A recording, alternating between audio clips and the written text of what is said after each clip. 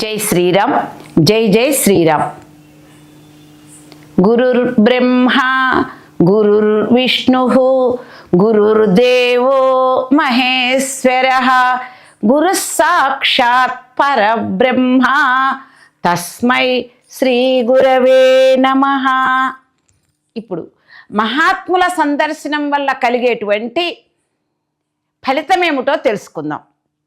ఒకసారి నారద మహర్షి వైకుంఠవాసుడైన శ్రీమన్నారాయణుడి దగ్గరికి వెళ్తాడు దర్శనార్థం. వెళ్ళి కూర్చున్న తర్వాత యోగక్షేమాలు కనుక్కుంటాడు శ్రీమన్నారాయణుడు. ఆ తర్వాత నారదుడు శ్రీమన్నారాయణుని ఒక సంశయాన్ని వెలిబుచ్చుతాడు. స్వామి మహానుభావ, నాకు ఒక సంశయం ఉంది. మహాత్ముల దర్శనం వల్ల కలిగే ప్రయోజనం ఏమిటి చెప్పండి, వినగోరుతాను అన్నాడు. వినాలనుకుంటున్నాను అన్నాడు. అప్పుడు చెప్తాడు, చెప్పటం కాదు, తనకే అనుభవంలోకి వచ్చేటట్టు చెయ్యాలి అనుకున్నాడు కృష్ణ నారాయణుడు. అందుకోసం నారదా, ఏమీ లేదు, ఇదిగో తూర్పుగా వెళ్ళు, కొంత దూరం ఫలాని చోటకి వెళితే అక్కడ ఒక పెద్ద పేడ కుప్ప కనిపిస్తుంది. దాంట్లో నుంచి ఒక పురుగు బయటకు వస్తుంది. దాన్ని అడుగు ఈ ప్రశ్న, మహాత్ముల దర్శనం వల్ల ఏమి జరుగుతుంది అని అడుగు, చెప్తుంది అన్నట్ట. అదేంటి పేడ పురుగుని అడగాల అనుకొని భగవంతుడు చెప్పాడు కదా అని చెప్పి బయలుదేరతాడు. ఆయన చెప్పినట్లే కొంత దూరం వెళ్ళేటప్పటికి చక్కగా ఎదురుగా ఒక పెద్ద పేడ కుప్ప కనిపించింది. ఈయన వెళ్ళగానే పేడ కుప్పలో నుంచి ఒక పెద్ద పేడ పురుగు బయటకు వస్తూ ఉన్నది. వస్తే దాన్ని చూసి అడిగాడనమాట, ఓ పురుగా, మహాత్ముల దర్శనం వల్ల కలిగే ఫలితం ఏమిటి అని. ఈయన మాట అని అనకముందే ఆ పురుగు బయటకు వచ్చి గిజగిజలాడి చనిపోతుంది. అయ్యో ఇదేంటి ఇలా చనిపోయిందని గబగబా మళ్ళీ స్వామి దగ్గరికి వచ్చి, స్వామి ఇదేం మాయయ్యా, అక్కడికి వెళ్ళి మీరు అడిగినట్లే, మీరు చెప్పినట్లే ఆ పురుగుని అడిగాను, వెంటనే అది చనిపోయింది అన్నాడు. ఓహో అలా జరిగిందా, అయితే ఈసారి పడమరగా వెళ్ళు. పడమరగా వెళితే అక్కడ పాడుబడ్డ ఒక దేవాలయంగా ఉంటుంది. ఆ దేవాలయంలో ఒక పావురం ఉంటుంది. ఆ పావురాన్ని అడుగు ఈ ప్రశ్న అన్నట్ట. సరేను స్వామి చెప్పాడు కదా, అలాగే వెళ్ళాడు. వెళ్ళేటప్పటికి అక్కడ ఒక పాడుబడ్డ దేవాలయం కనిపించింది. ఆ దేవాలయంలో పావురము కనిపించింది. ఆ పావురం దగ్గరికి వెళ్ళి, ఓ పావురమా, మహాత్ముల దర్శనం వల్ల ఫలితం ఏమిటి, ప్రయోజనం ఏమిటి అని అడిగాట.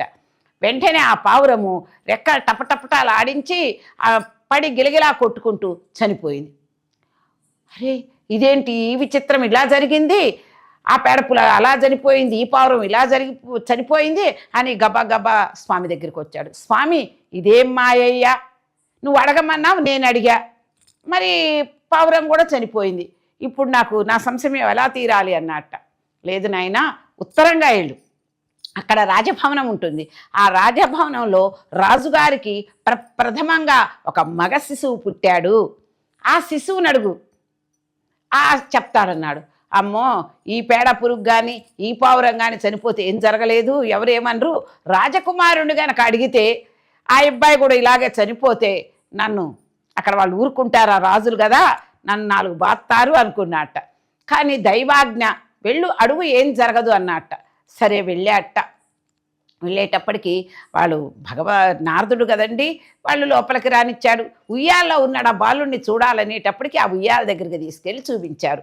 నారదా, నీలాంటి మహానుభావుడు మా ఇంటికి వచ్చాడు, మా అబ్బాయిని ఆశీర్వదించండి అని చెప్పి రాజుగారి భార్య అన్నారు.